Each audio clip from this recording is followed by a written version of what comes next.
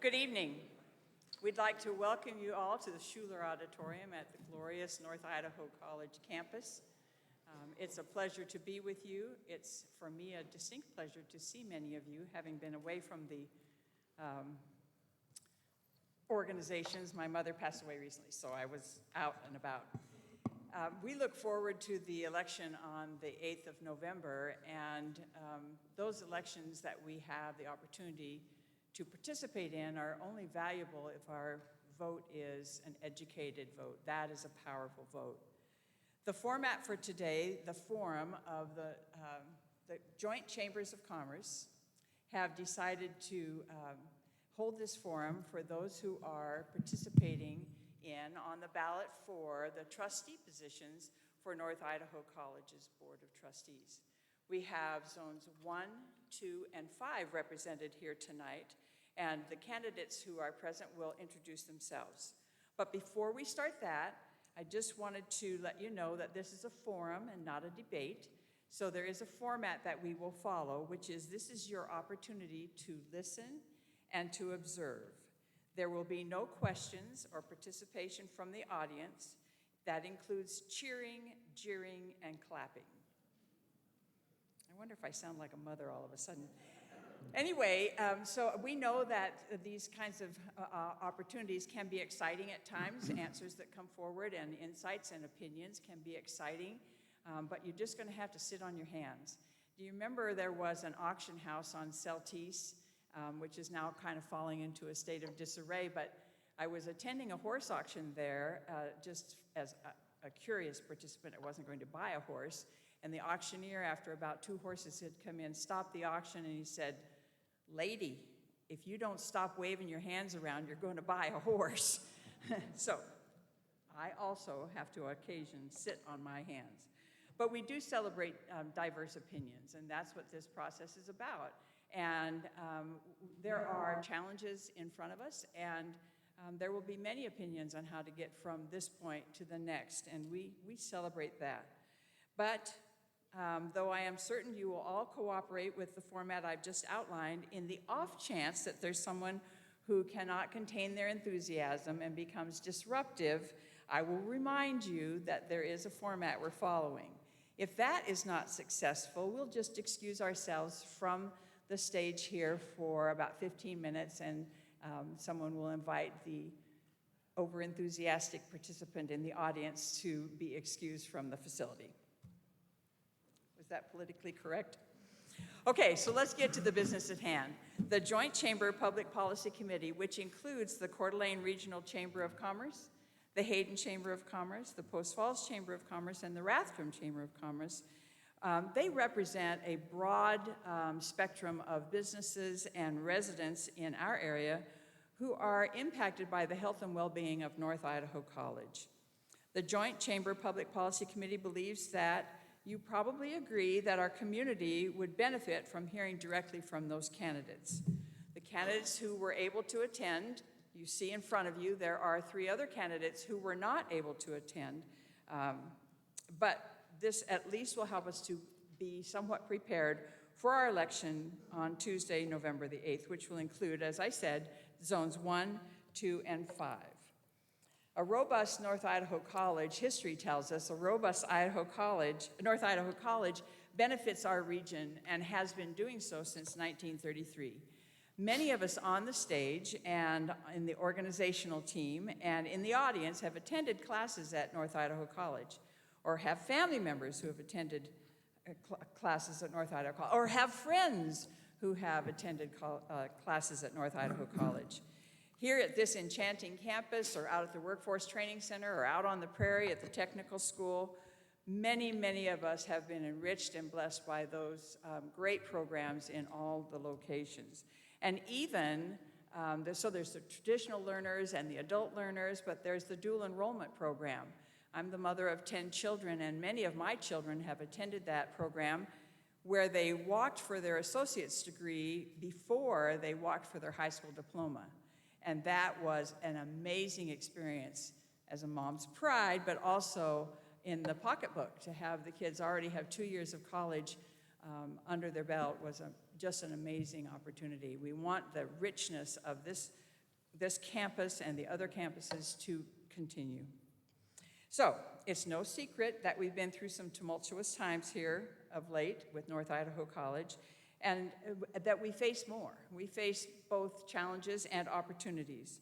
Your vote counts in selecting those who will help to steer the ship we call North Idaho College, NIC. So let's get started with the business at hand. The candidates will each have 5 minutes to introduce themselves to you, and then we will go into the questions. There are 6, and they will each have 3 minutes to answer the questions, and we will rotate who gets the question first. So in the 5-minute introduction question, tell us about yourself and why you're interested in committing your time and energy as a member of the Board of Trustees of North Idaho College. So Terry, we'll start with you. Good evening, and thank you all for coming this evening. It means an awful lot to, I know myself, but also the other 2 gentlemen up here. Thank you for coming and taking your time to hear a little bit about us and why we are so passionate about running for trustee. So to tell you a little bit about me, I am a mother of 4 boys, and I'm a grandmother of 3 lovely granddaughters. I moved here in 2012, but I fell in love with this community in 2004. My parents started spending their summers here, and I started bringing my children and my dog from Phoenix. We drove up, it's a 2-day drive, and would spend the summers here in Hayden. And I just love this community. I've always been a small town girl. I have a little bit of big city in me, but I love small towns. So I fell in love with the area. When I had the opportunity to make a life change in 2012, I moved here at that time with intention to live here the rest of my life. So that's a little bit about why I'm here and how long I've been here. So to go back a little bit further, when I was a young woman, I attended college right out of high school, and I moved again and then started attending junior college, Mesa Community College in Mesa, Arizona. And that's where I picked up a lot of transfer credits because I was pursuing an education in mechanical engineering. I later transferred to Arizona State University. I also started working for a Fortune 500 company and started raising a family. I did take time off to raise those 4 boys. The babies were twins, so I had a lot on my plate, not 10, but 4. And as I took time away from my professional career, raising the children, that's when I began my lifetime service, really, in community service, volunteering in organizations, along with the sports programs that the boys were involved in, volunteered in the school programs that they were in, sat on boards for preschool, secretary for a particular preschool, sat on boards for the Hockey Association. My 4 boys were very talented in hockey, and we did club travel hockey. I was team mom. I was manager for teams, which is a little more than slicing oranges and bringing them to practice. It involves quite a bit of travel and organization. I sat on the board for the entire association for the hockey program. So that's a little bit about the boys and their sports activities and their school activities, but I was also involved in my church. More than just a member, I volunteered to teach in the classroom religious education. It was important for me, for my children to know about God, and so I did that not only for my own kids, but for the others as well. And I also became a grade level coordinator, so I was supervising other instructors. So that's a little bit about the community service. Fast forward to 2012, I had the opportunity to pursue a second degree, a second career, my dream career. I'm a wealth manager. I have served as a wealth manager since 2017. I kind of say served because it's a great job. I love it. I do get paid, but it's a fabulous career, especially for a woman. In 2017, I started that career, but in order to do that, I went back to college. I got a bachelor's degree in technical management from a private university, and I graduated summa cum laude, Dean's List, and pretty proud of my accomplishments as a mature adult.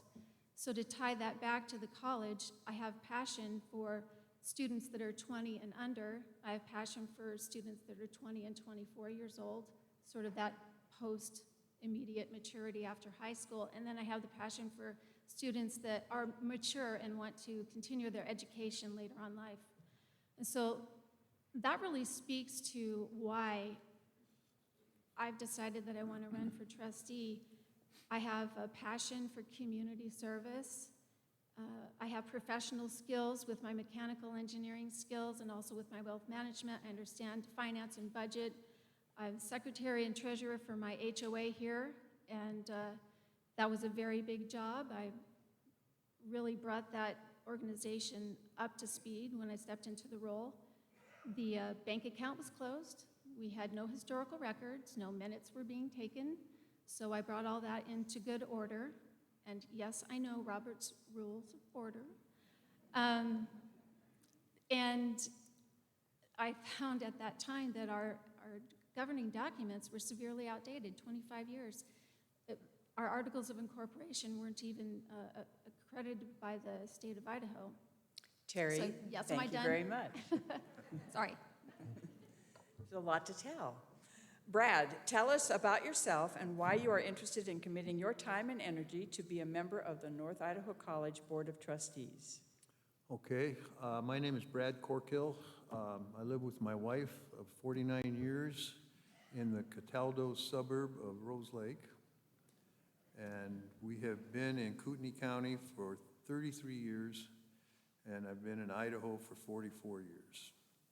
I've spent my entire adult career in the timber industry, and my wife and I currently own a sawmill in Cataldo, a highly specialized sawmill where we cut timbers for the underground mines and also timbers for timber frame homes, venues, commercial buildings, and what have you. So it's a small sawmill, but it's profitable and thriving, and it's been a very good life for us. We have 2 children, 4 grandchildren. Our kids grew up here, went to Kellogg High School, graduated Kellogg High School, and went on graduated from the University of Idaho. I graduated from Oregon State University with a Bachelor of Science in Forest Engineering. And I got it in my head about 40 years ago that I wanted a sawmill, and it took me 8 years to get one, but we finally managed to pull it off. And I've served on the St. Mary's School Board for 2.5 years, on the Kellogg School Board for 11 years. I was on the CASA Board of Directors. I was a Charter School Commission member for 5 years, and I served 8 years on the Fish and Game Commission, and I was also part of the Shoshone Medical Center Foundation. So I've got a pretty lengthy history of public service, and that's a characteristic of mine that has led me to want to pursue the NIC trustees. And I don't know if I can tell you a whole lot more about me, but I care deeply about NIC. The millwright who takes care of my sawmill graduated from the millwright program, and he and I have worked together for 39 years. And I began my education, and I met my wife at a community college outside of Portland, Oregon. So I think that's about all I can tell you. Okay? Brad, thank you very much. Okay.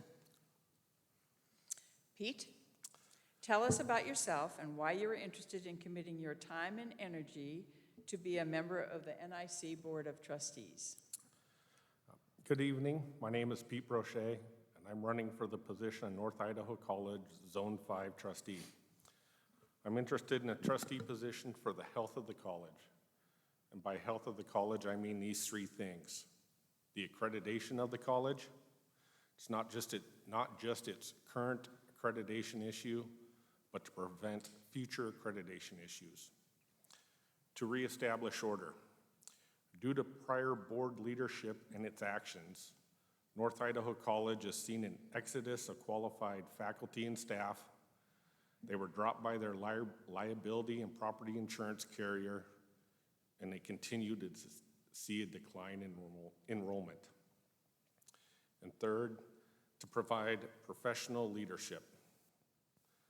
I've worked as a local human resource professional for over 20 years. I've been fortunate to work for great local companies alongside knowledgeable North Idaho College graduates. I have a proven experience working with policies and procedures, personal development, legal compliance issues, managerial support, labor relations, and budgeting. And something that's on everyone's mind lately, trying to find and retain qualified employees. For the last 6 years, I've been on the advisory board for one of North Idaho College's career technical education programs, and I'm the current Zone 5 interim trustee. My knowledge of local business needs, along with the experience as an advisory board member and trustee, make me the right candidate for the North Idaho College Zone 5 position. Thank you. Thank you, Pete. Okay, Terry, you ready? 3 minutes. Question 1. What is the most important aspect of NIC's stated mission, and how would you like to see that evolve over the next 5 to 10 years? Could you say the question again, please? I certainly can. What is the most important aspect of NIC's stated mission, and how would you like to see that evolve over the next 5 to 10 years? The most important aspect of NIC's mission. Why don't you scoot your microphone a little closer to you? Can you do that? Hello? There you go. The most important part of NIC's mission is its commitment to students, the community, of the business community. The next 5 years, there's a lot that could happen that would be very bad. If the board does not change the structure of who's sitting on the board, accreditation is at an extreme risk of being lost. If we don't change the structure of the board through the election, we face a lot of problems that have come from bad board governance. Bad board governance has caused an exodus of good quality leadership and faculty. It's caused a threat to our financial sustainability. There are a couple reasons for that, but I'll give you one right now. The foundation has had a loss of donors because they aren't comfortable giving money to a college that may not be accredited. And the financial sustainability is so important to this college. Let me back up a little bit and talk about the business community. This college supports the business community, and that's who's really here today supporting this whole event is the chamber. People go to NIC to get career and technical education and workforce training, and that directly supports the business community from what they actually need from their workers. It also speaks to the dual enrollment a little bit, but in my mind, what's more important is the transfer credits for students to live here, get those college credits, and then move on. If that's their idea of success, move on to university. Some students just want to get an associate's degree. So back to the 5 years, if we don't solve the accreditation threat and remove the crisis that we have right now, there's not really a reason to have a 5-year plan. If we solve that, then we move forward in 5 years. We have a growing community. We have students that can continue to live at their home and attend college. We have adults that can go back to school and get more education like I did. And then in 10 years, we can celebrate our 100th anniversary. It's about 10 years. Celebrate 100th anniversary of our school, of our community, and a continued financial asset. Thank you, Terry, very much.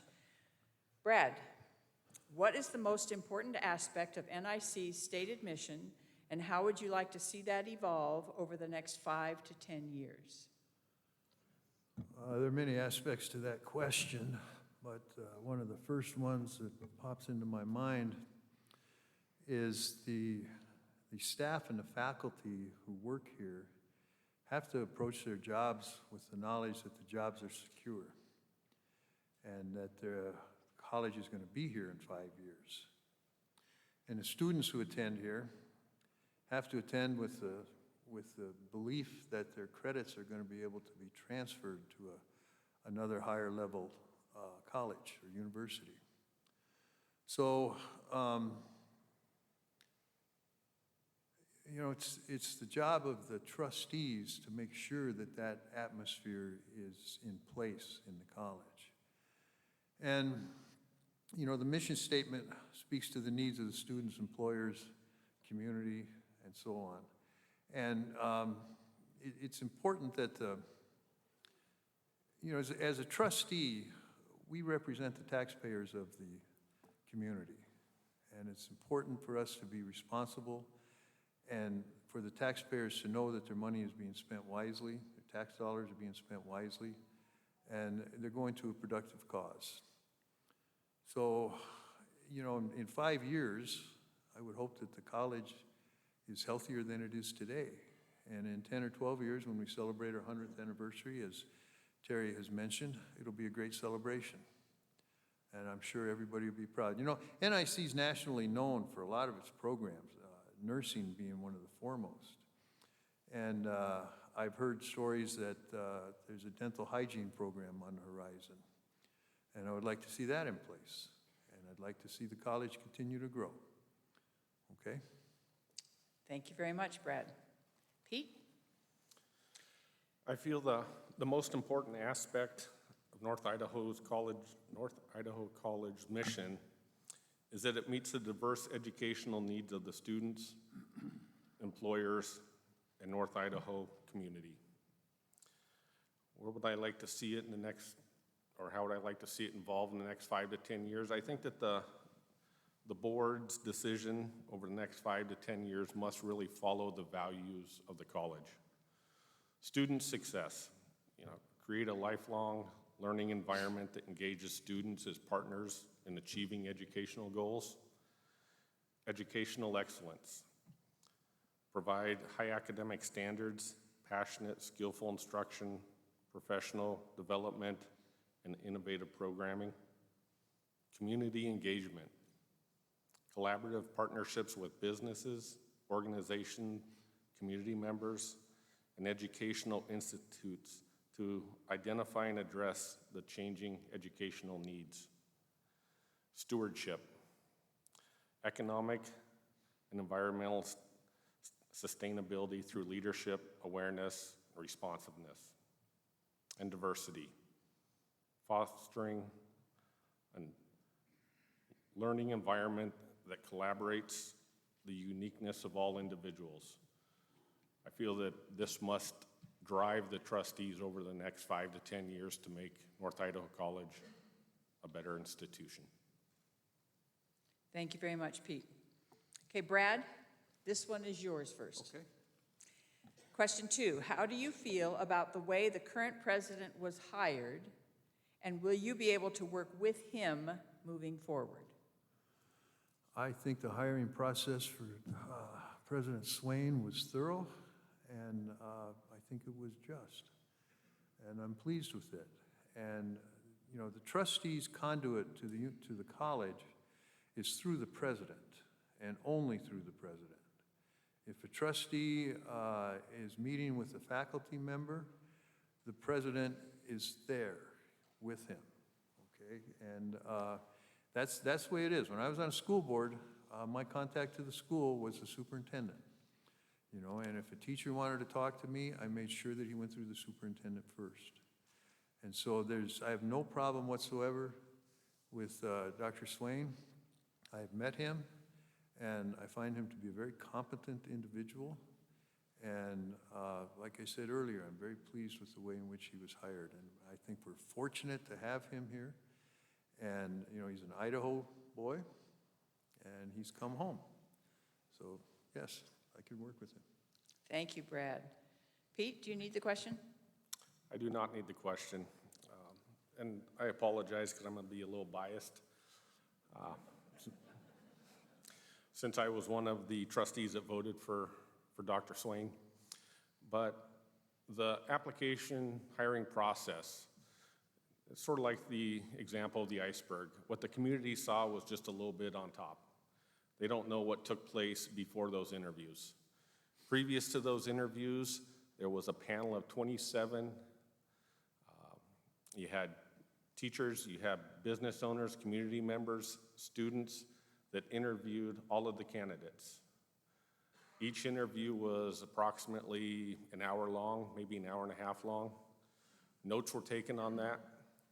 Once it was decided by the community members who to move forward, those notes were provided to the trustees so that we knew what happened.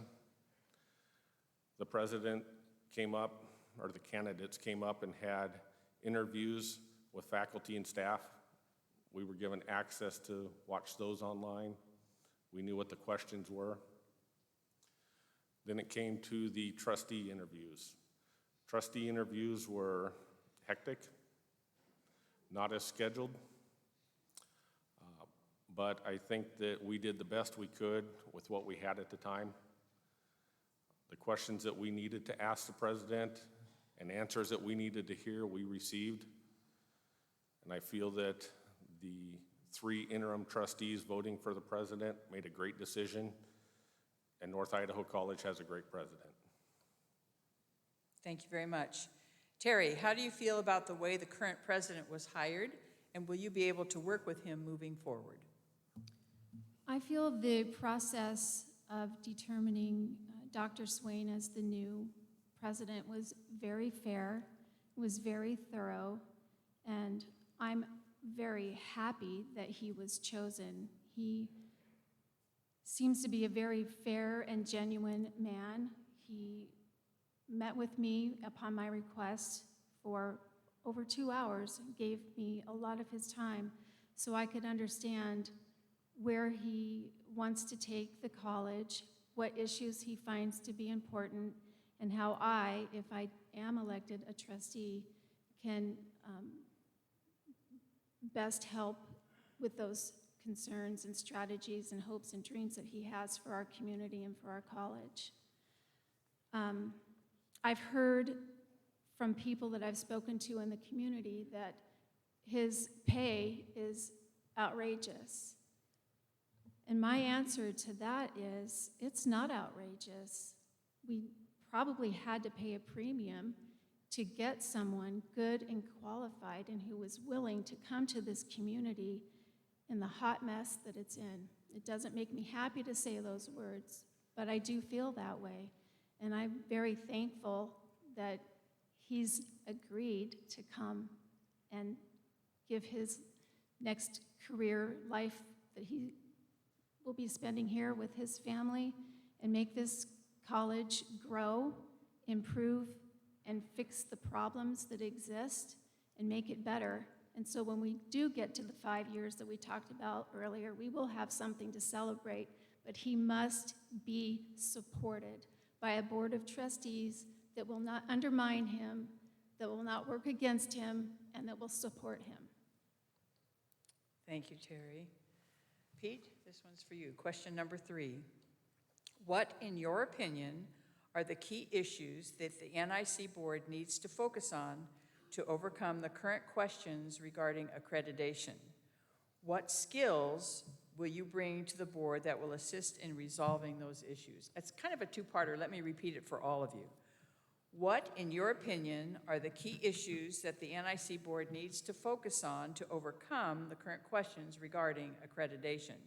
And what skills will you bring to the board that will assist in resolving those issues? Pete?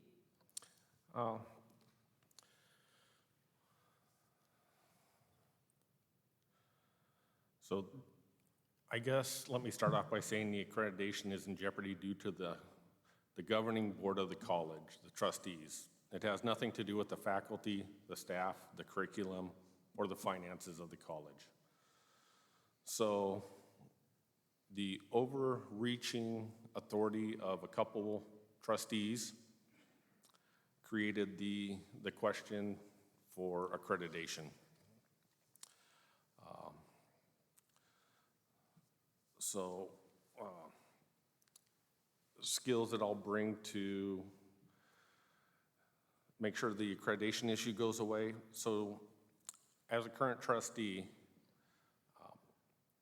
one of the big things we did was provide executive leadership, which was one of the main points of the accreditation board. So we hired a full-time president. During the August 22nd board meeting, the 3 interim trustees, Chair Wold, Vice Chair Getty, and myself, adopted a new board conduct policy 2.01.10.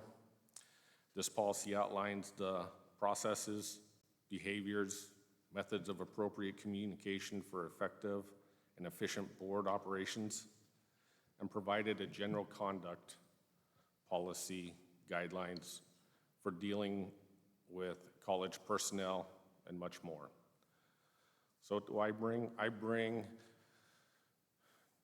resolving 2 of the 3 major issues already. I understand what the issues are going forward, and I will make sure that the board stays a governance board and does not try and get into the operations of the college. Thank you, Pete. Terry, do you need the question repeated? Please. Of course. What, in your opinion, are the key issues that the NIC board needs to focus on to overcome the current questions regarding accreditation? And what skills will you bring to the board that will assist in resolving those issues? All right, first I want to talk to you about accreditation. The crisis that we're in has to do with accreditation, and it has directly to do with the behavior of the board.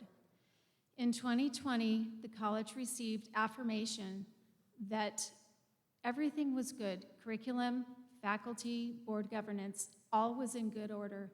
After that election in 2020, everything turned direction in a bad way, not because of curriculum, not because of faculty, but because of bad board governance. So it has to do with who is on the board, and their behaviors, and elections have a consequence, and that's what we're dealing with now. So remember, it's not about the faculty, and it's not about the curriculum. It's about the people who were elected to serve as trustees. The issues right now around accreditation, we're in a warning stage. We can get through it. We're going to be reviewed in 2023 in the April, again in 26, and again in 27. We're not out of the water, and don't be fooled by people who would tell you otherwise. We have to have good board governance, bottom line. With good governance, we can solve the other issues of financial sustainability, which I spoke about earlier, but also we have to fill leadership vacancies. They all repeat back to the fact of bad board governance, and we are under the threat of losing accreditation. So how am I going to help solve all of those problems as a trustee? I told you when I first spoke to you, I believe I have great leadership skills. I can collaborate. I know how to play as a team player, but I'm also an independent thinker. And I will bring all of those qualities, personality traits to the board, but I also have financial skills. I also have problem-solving skills. It's my engineering background, it's my wealth management background. I understand budget, I understand financial statements. So all of those things I bring together into one direction, and that is to bring the college into compliance and make this the great college that we all have known it to be. Thank you very much. Brad? I'm good. Okay. Take it away. I agree with my fellow panelists here as to how we got here, how we got the warning on our accreditation, so I won't repeat any of that. But I will point out that I have sat on numerous boards and commissions over the course of the past 30 years. And, you know, I've seen conflicts arise on all those different positions that I've held. And I've seen discussions, very, very few heated discussions, but there's always been a vote at the end, and whatever the issue was, it was resolved. And the solution to the NIC problem right now, in my eyes, is really very simple. It just takes some responsible, professional behavior on the part of the Board of Trustees to conduct the business of the college in the manner in which it should be conducted. So I would bring to the table my many years of service on boards and commissions, and my ability to compromise when necessary, and my ability to hold my ground when necessary. So that's what I would bring. Thank you very much. Terry? Okay, question 4. The NIC board has been in turmoil over the past several years. One of the key roles of board members is to provide guidance and stability. Board members who have the respect of the community will add value and build trust in the board and in the institution. What aspects of your prior community service ensure that you bring the broad community support?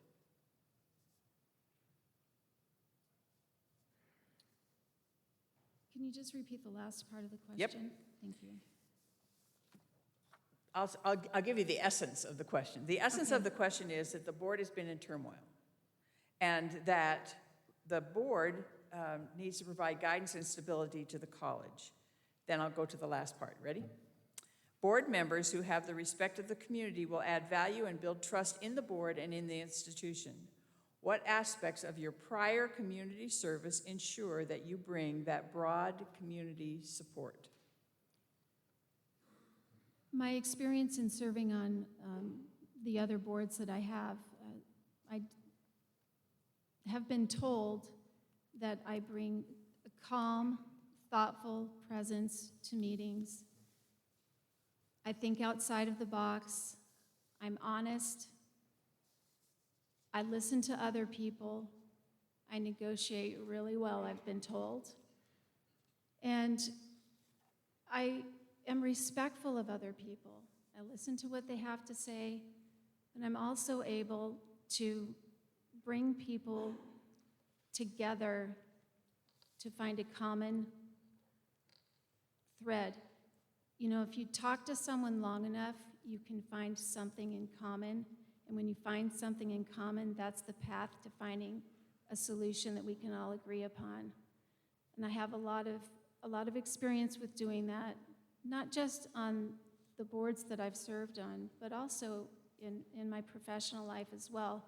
We've all been in meetings where we have to make decisions and collaborate, and maybe we're not all happy with the solution, but we can agree that it's the best solution, and then move forward as one voice, whether you disagree a little bit, a lot. When the board makes a decision, you move forward with one voice, and you treat each other with respect, and that's what I will do if I'm elected. Thank you, Terry. So Brad, do you want to hear that again? You just repeat the last part of it. Okay. Apparently the last part's the confusing part. Okay, so we understand the role. Board members who have the respect of the community will add value and build trust in the board and in the institution.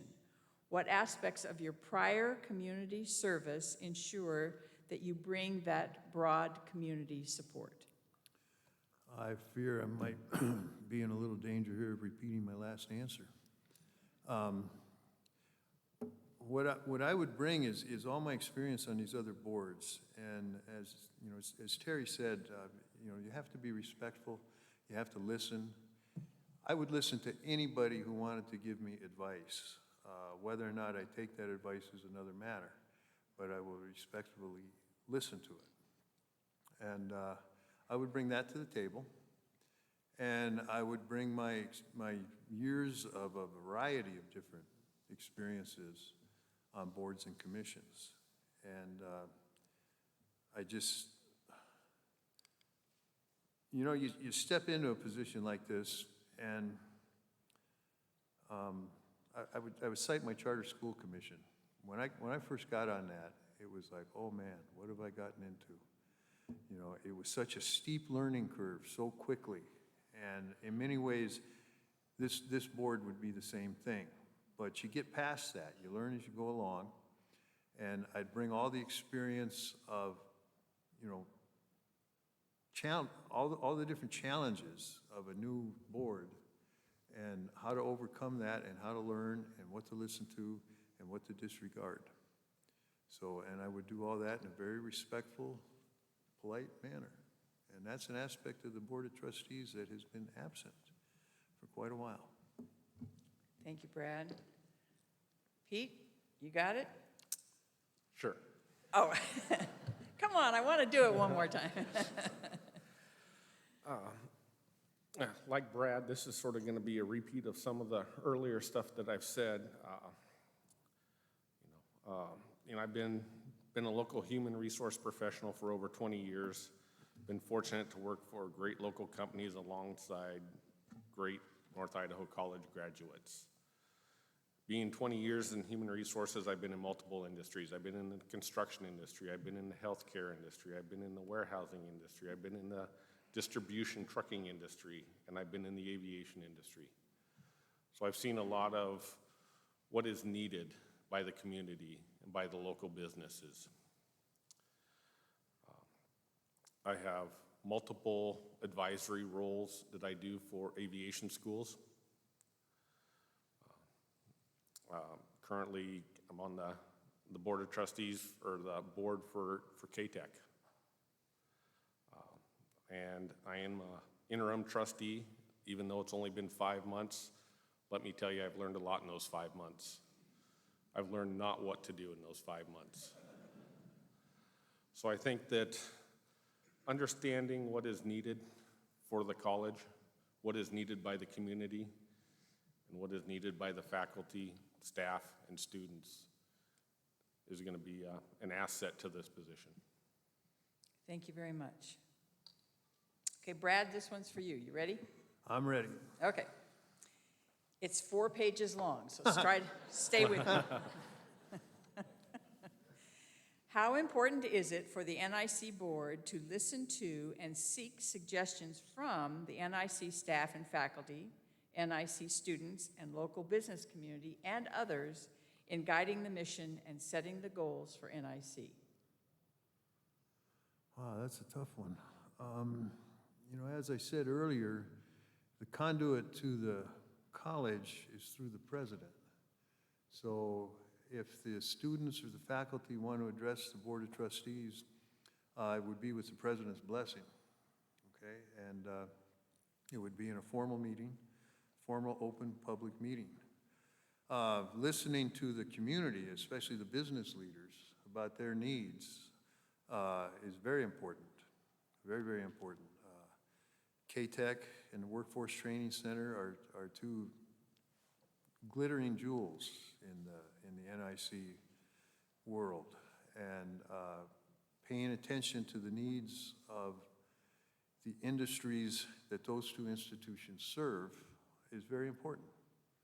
You know, as I said, my millwright graduated from the millwright school, and highly skilled individual.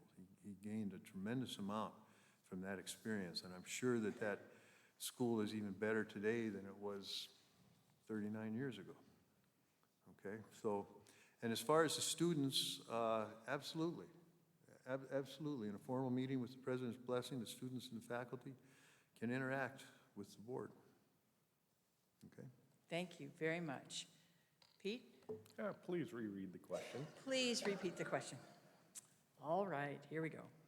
How important is it for the NIC board to listen to and seek suggestions from the NIC staff and faculty, the NIC students, the local business community, and others in guiding the mission and setting the goals for NIC?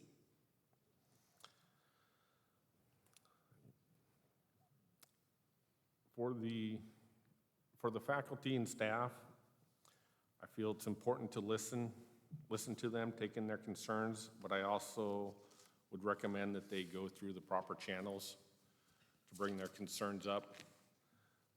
all the way up through the president. We're going to have a new vice president of instruction. So there are steps to bring your concerns up. I would hate for the board to overstep its governance. As for the business needs, I feel that it's imperative for the community and the businesses to let the trustees know how it can help, whether it's through career technical education, workforce development, or other programs that they could see a use for.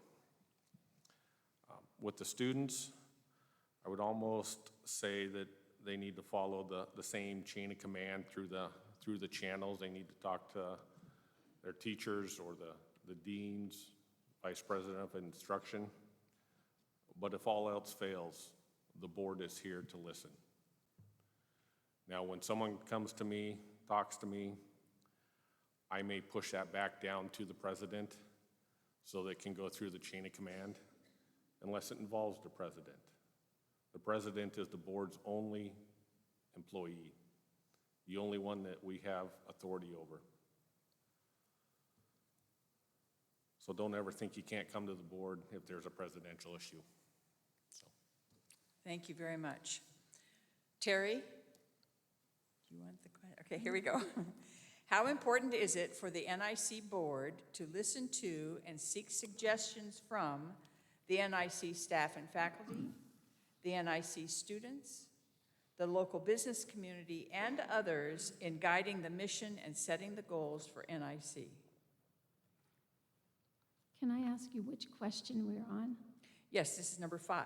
Okay, thank you. It is imperative that the trustees be aware of the needs of the community, but it is also very important that we don't take that direction directly from the community. As Pete said, our conduit, our touch point with the college is the president. There is no other. We serve as a board, we serve as a group of people, and we will make policy and provide some guidance through that policy, but the president is the one that has the strategic initiatives, the strategic direction for the college, and he is the one who takes or has the ear of those individuals, faculty and students. It would not be the trustees directly. Okay, thank you very much. Pete, question number 6. How do you feel about the current college curriculum and policies? Do you feel they are politically one-sided?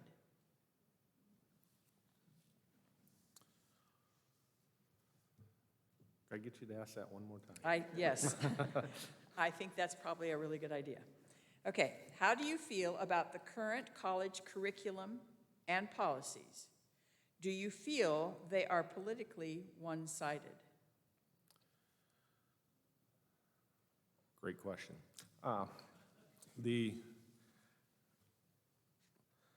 feel that the current policies, curriculum is not one-sided.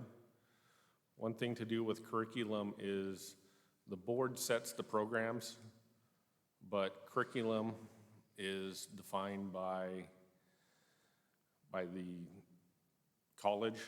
It's defined by the Idaho State Board of Education. When it comes to curriculum for transfer students, that is lined out by what is needed to transfer on. Curriculum designed for career technical education and workforce education is designed around the outcome of the program. So it is defined to have a specific outcome and not be a degreed program. Do I think it is any of it swayed political? And I apologize, I didn't get to write that down. The last one was political, am I correct on that? I don't feel that it's politically motivated. I think that everything is there as it should be set by the State Board of Education. Okay, thank you, Pete. Terry, this is question 6. How do you feel about the current college curriculum and policies? Do you feel they are politically one-sided? I believe that the current curriculum and policies are serving the community, the needs of the community and the students and the faculty. I do not believe they're one-sided. I believe that students, faculty, and residents of Kootenai County all should be afforded the opportunities of free speech and equal opportunity. And I believe that the college offers that to the students and faculty, and I think that's important to continue. I think that there's been a great distraction at the college since the election of 2020 with the bad board governance and the accreditation issues. We have declining enrollment that we didn't even talk about tonight, but that needs to be addressed as well. And that's a direct result of the bad board behavior. It all points back to bad board behavior. And I really, really hope that those of you who came here that maybe didn't understand that accreditation was a real threat and maybe had heard that it's just something that was made up and it's not real. It is real. And the election that we have coming in November is an opportunity to make a difference with your vote and to make a difference on the board and thereby make a difference in your community so it continues to serve you. So when you go to Kootenai Health and a nurse comes in, that nurse was probably likely trained at this college. And the next time you see a police officer, think that police officer was trained at Parker and also serving the needs of the community by just those two careers have served this community. So please tell your friends, tell your neighbors, this is a really, really important election, and elections, they have consequences, and we're feeling it right here today. Thank you, Terry. Brad, how do you feel about the current college curriculum and policies? Do you feel they are politically one-sided? I'm content with the current curriculum and policies, and I don't see conspiracies around every corner, you know, so I don't think that the atmosphere at NIC is politically motivated, nor do I think it's one-sided. I can't really say much more than that. You know, it's just important that this election be taken very seriously. And it's also important that people realize that I deal in facts and I deal in truths. And as I just said, I don't see conspiracies around every corner. All right, I'll listen to what anybody has to say, but I'll only deal with what I believe is the truth. Thank you, Brad. Well, thank you to the participants for caring and sharing, and thank you to the organizers from the Joint Committee for putting this together. Thank you to North Idaho College for hosting the event, and thank you to all of you for listening and learning. There is a sign-up sheet, well, actually a series of clipboards out there outside the door if you want additional information or footage from tonight's presentation, along with information from other sources leading up to the election that's all nonpartisan. So if you'd like more information to move you along to get ready for November 8th, there are clipboards in the foyer. An informed voter is a powerful voice. Remember to bring along your family, friends, and coworkers in this process called democracy. Thank you for attending this evening.